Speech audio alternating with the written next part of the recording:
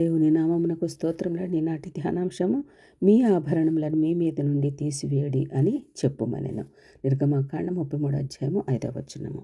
నిన్నటి దినమున మరి ఈ మాటతోటి మనం ముగించి ఉన్నామండి. దానికి ముందుగా, ఇశ్రాయేలు పాపమును ఒకవేళ పరిహరించితివా, లేని ఎడల నీవు వ్రాసిన నీ గ్రంథంలో నుండి నా పేరు తుడిచివేయమని మోషే దేవుని ఎదుట బ్రతిమలాడుకొనుచుండెను. అటువంటి బ్రతిమలాడుకుంటున్నప్పుడు దేవుడు నిర్గమకాండం 33 అధ్యాయం 5వ వచనం ప్రకారంగా మోషేతోటి ఈ విధంగా మాట్లాడుతున్నాడు. నీవు ఇశ్రాయేలుతో మీరు లోబడిన ప్రజలు, ఒక క్షమణ మాత్రం నేను మీ నడుమునకు వచ్చిన మిమ్మల్ని నిర్మూలన చేసేదను కనుక మిమ్మల్ని ఏమి చేయవలనో అది నాకు తెలియనట్లు మీ ఆభరణంలో మీ మీద నుండి తీసివేయడని చెప్పాను. అయితే చాలామంది ఏమంటారంటే అండి, పెంతుకోస్తు వాళ్ళు మాత్రమే నగలు వేసుకోరు, తెల్ల బట్టలు వేసుకుంటారు, వాళ్ళే రక్షణ అని అనుకుంటారని అని చాలామంది అంటూ ఉంటారు కదా. కానీ కొరింథీయులకు రాసిన మొదటి పత్రిక 1వ అధ్యాయం 12వ వచనంలో పౌలు గారు ఏమంటున్నారంటే, నేను పౌలు వాడను, ఒకడు నేను అపోలో వాడను, మరి ఒకడు నేను కేఫా వాడను, ఇంకొకడు నేను క్రీస్తు వాడనని చెప్పుకొనిచున్నారని నా తాత్పర్యము. క్రీస్తు విభాగింపబడి ఉన్నాడా? పౌలు మీ కొరకు సిలువ వేయబడిన పౌలు నామమున మీరు బాప్తిసం పొందితిరా అని వారిని, ఆ సంఘం వారిని ప్రశ్నిస్తూ వారికి పత్రిక రాస్తూ ఉన్నాడు. క్రీస్తుని మనము విభాగింపలేము కదండి. ప్రపంచ యావత్తు ప్రజలందరికీ యేసుక్రీస్తే కదా మనకి. అటువంటి పరిస్థితులు కాకుండా ప్రతి వాళ్ళు కూడా దేవుని యొక్క ప్రజలే. మనకి ఏ విధంగా పేర్లుంటాయో ఆ విధంగా సంఘాలకి పేర్లుంటాయి కదా. కొంతమంది లూథరన్ చర్చ్ అని, సిఎస్ఏ, బాప్టిస్ట్, పెంతెకోస్తు, హెబ్రోను, ఈ విధంగా రకరకాలుగా ఒక్కొక్క సంఘం వారు పేర్లు పెట్టుకుంటారు. మనుషులకి పేర్లు ఉన్నట్లు సంఘములకు పేర్లు ఉంటే అది గుర్తింపుగా ఉంటుందని. అంతకన్నా విభేదము అక్కడ ఏమీ కూడా కనిపించదు.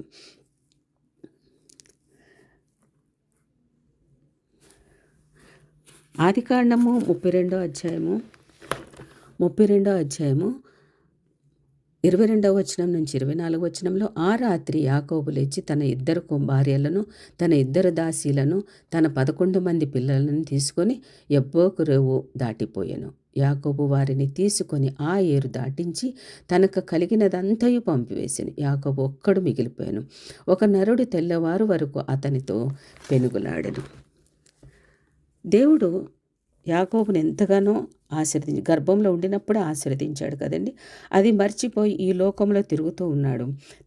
తిరిగాడు, వివాహం చేసుకున్నాడు, పిల్లల్ని ఎంతో 12 మంది పిల్లల్ని కన్నాడు. కానీ సంతోషం లేదు. అందుకు అందరిని కూడా అన్నిటినీ విడిచిపెట్టి ఒంటరిగా అక్కడ మిగిలిపోయినట్లుగా మనము ఇప్పుడు చూసి ఉన్నామండి. అయితే ఆ విధముగా మన దేవుడు సామర్థ్యం ఎంతో మనకి తెలుసు. తన మాటకి, దేవుని యొక్క మాటకు లోబడి మనము కానీ ముందుకు కానీ వెళితే ఒక వ్యక్తిని దేశముగా మార్చినవాడు దేవుడు కదా. యాకోబు పేరు ఇశ్రాయేలుగా మార్చాడు, ఒక మనిషి పేరు మార్చాడు. అదేవిధముగా మరి ఆ మనిషి పేరే యాకోబు ఇశ్రాయేలుగా అన్నప్పుడు ఆ ఇశ్రాయేలు దేశముగా మార్చాడు. నీ దేవుడు సర్వశక్తి గల దేవుడు అని ఒక వ్యక్తిని ఒక దేశంగా మార్చడమే కాదు, సమస్త దేశములో అతని యందు వర్ధిల్లునట్లు చేశాడు. జ్ఞానము గలది అన్నిటికన్నా కూడా ఉత్తమమైనది ఇశ్రాయేలు దేశము కదా.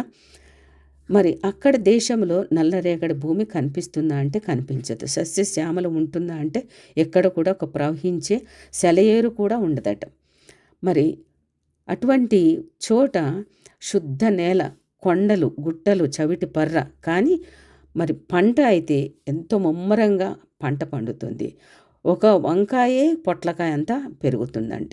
ఒక ఖర్జూరం పండు, మామిడికాయ, జామకాయ అంతా పెరుగుతుందంట. అంటే అంత నేలలో ఉన్న విస్తారమైన కాపు కాస్తూ ఉంటుంది.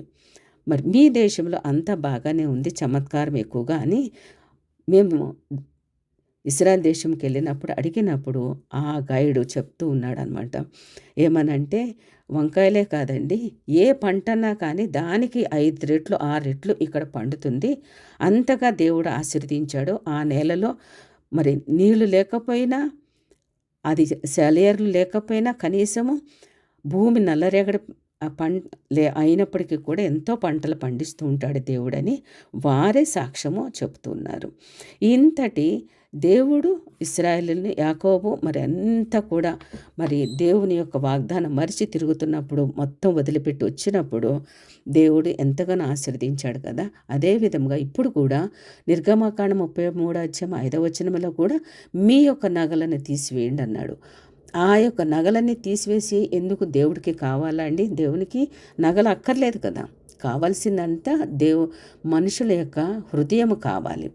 అయితే ఆ నగలు పెట్టి మరి నిర్గమకాండం 25:1 నుంచి 8 వరకు ఒక దేవాలయంని కట్టి అందులోకి కావలసిన ప్రతి పరికరమును మీరు ఈ నగలతోటి కొనాలి అని చెప్పాడు కదా. మరి అటువంటి ప్రజల మధ్యలో దేవుడు ఉండడానికి ఇష్టపడుతున్నాడు. మరి యాకోబుని ఇశ్రాయేలుగా మార్చినప్పుడు ఇశ్రాయేలు దేశంలో మరి అంతటి సస్యశ్యామలమైన పంట పండడానికి ఆ దేశమునికి దేవుడు ఏమిచ్చాడంటే ఆశీర్వాదమే కదా. సుమారు 175 నోబెల్ ప్రైజులు వచ్చినాయి అంట ఆ దేశానికి. ప్రపంచంలో అతి పెద్ద ఇన్వెన్షన్ ఎక్కడి నుంచి వస్తుందంటే ఇశ్రాయేలు దేశంలోంచి. మ్యాక్సిమం ప్రతిది కూడా వాళ్ళ పేరునే ఉన్నాయి. ఇన్వెన్షన్ అంతా కూడా 2000 సంవత్సరములకు పైగా రోజు కూడా మరి ఇశ్రాయేలు దేశమునకు వెళ్ళి ఎంతోమంది అంతా కూడా పర్యాటకులు వెళ్ళి చూస్తూ ఉంటారు కదా. కానీ అక్కడ ఉండేదంతా కూడా బాంబులు, ఎప్పుడు చూసినా కూడా యుద్ధాలు, గొడవలు జరుగుతూనే ఉంటాయి, బాంబులు జరుగుతూనే ఉంటాయి. కానీ ప్రపంచ యావత్తు అద్భుతమైన పర్యాటకులు ప్రతిరోజు కూడా వేల మంది వెళ్ళి చూడ్డానికి దేవుని యొక్క పుట్టిన దగ్గర నుంచి మరి ఆరోహణం అయ్యే వరకు కూడా అక్కడ అన్నీ కూడా అద్భుతాలు చూస్తూ ఉంటారు. అటువంటి అద్భుతాలు చూసిన ఇది భారతదేశంలో పాలరాతితో తాజ్మహల్ కన్నా అమాయకంగా ఉండే ప్లాస్టిక్ గోడలు కూడా లేని, ప్లాస్టింగ్ వేస్తాం కదండి, అటువంటి గోడలు కూడా లేని, వంగి దూరవలసిన ఒక అమాయకమైన ఖాళీ సమాధి యేసుక్రీస్తుది ప్రత్యేకం అక్కడ. దానికి ఆ యొక్క ప్రత్యేకమైన ఖాళీ సమాధికి ఎంతో డిమాండ్. ఆ ఖాళీ సమాధి చూడడానికి అక్కడికి వెళ్ళి ప్రార్థన చేసుకుంటూ ఆశీర్వాదం పొందుకుంటారని అక్కడికి ఎంతోమంది వేల మంది వెళుతూ ఉంటారు. అసలు ఇశ్రాయేల్ దేశం గురించి ఏమని చెప్పినా కూడా తక్కువే. ఒకరిని దేవుడు అభివృద్ధి పరచాలనుకుంటే దేవునికి ఏమన్నా అడ్డు అదుపు ఉంటుందండి? అందరినీ కూడా ఆశీర్వదిస్తానికే దేవుడు ఆశీర్వదములు సిద్ధంగా ఉంచినాడు. ఎవరు నా దగ్గరికి వస్తారు నేను ఆశీర్వదిస్తాను అంటున్నాడు. అయితే ఇక్కడ దేవుడు ఏమంటున్నాడంటే, మీ ఆభరణం నాకు అక్కర్లేదు, ఆభరణంలో ముఖ్యము కాదు, మీరు నాకు ముఖ్యము. మీరు మంచిగా ఉంటే నాకు సంతోషంగా ఉంటుంది కదా. అందుకు మిమ్మల్ని నేను కోరుకోవడానికి మీరు అందరూ కూడా సంతోషంగా ఉండాలి, మీరందరూ కూడా భయభక్తులతో ఉండాలి. కాబట్టి మీరు ఆ విధంగా ఉండాలంటే మీ యొక్క ఆభరణములు తీసి మీకు నా కొరకు ఒక దేవాలయంను కట్టమని నిర్గమకాండం 25 చెప్తూ ఉంటాడు. 33 దేవుడు వారికి ఏ విధంగా ఆదేశించాడో ఆ విధంగా ఆ యొక్క దేవాలయం కట్టడానికి వారందరూ కూడా సిద్ధపడి ఉన్నారు. దేవుడు ఆశీర్వదించినందుకు వేలాది స్తోత్రములు. ఆమేన్.